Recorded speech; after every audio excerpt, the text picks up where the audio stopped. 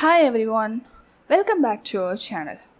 Today we are diving into one of the most fascinating and essential topics in the Java programming, that is memory management.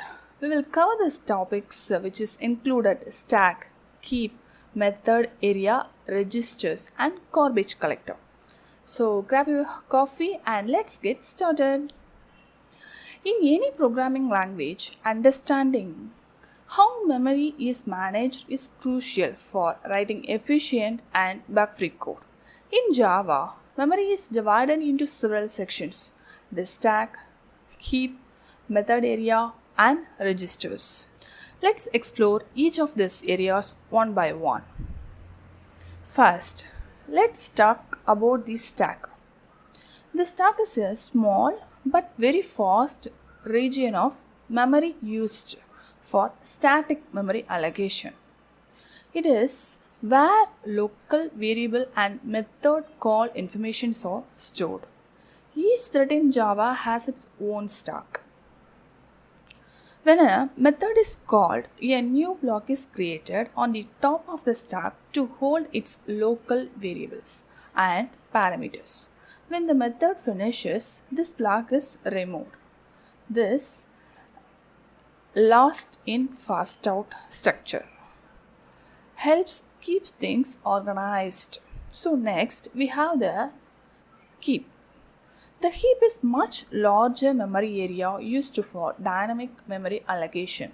This is where all Java objects are stored and it's shared among all threads in the applications.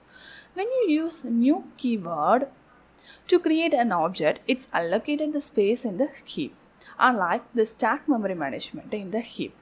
In the heap, it's handled by the garbage collector, which we will talk about shortly.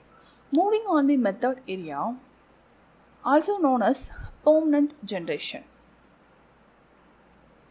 stores class level information.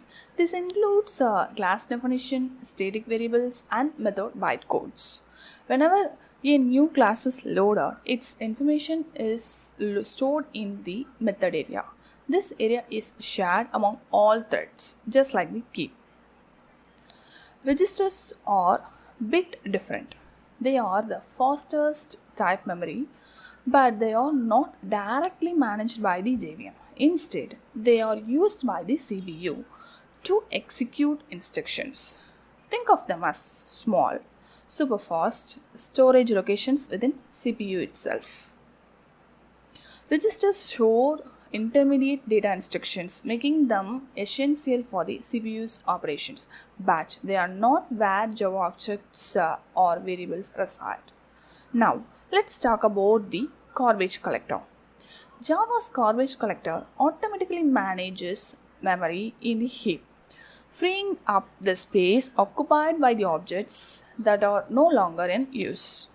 Garbage collections works by identifying unreachable objects and reclaiming their memory. There are different algorithms like mark and swap and generational GC, each with its own strategy for efficiency. To summarize, Java's memory management involves multiple areas: the stack for the method calls and local variables, the keep for objects, the method area for class level data, and registers for CPU operations. The garbage collector ensures the heap remains clean by reclaiming memory from unused objects. Understanding this concept is a key to writing efficient Java applications.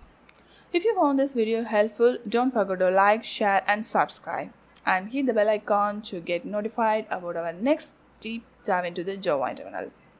Thanks for watching and happy coding!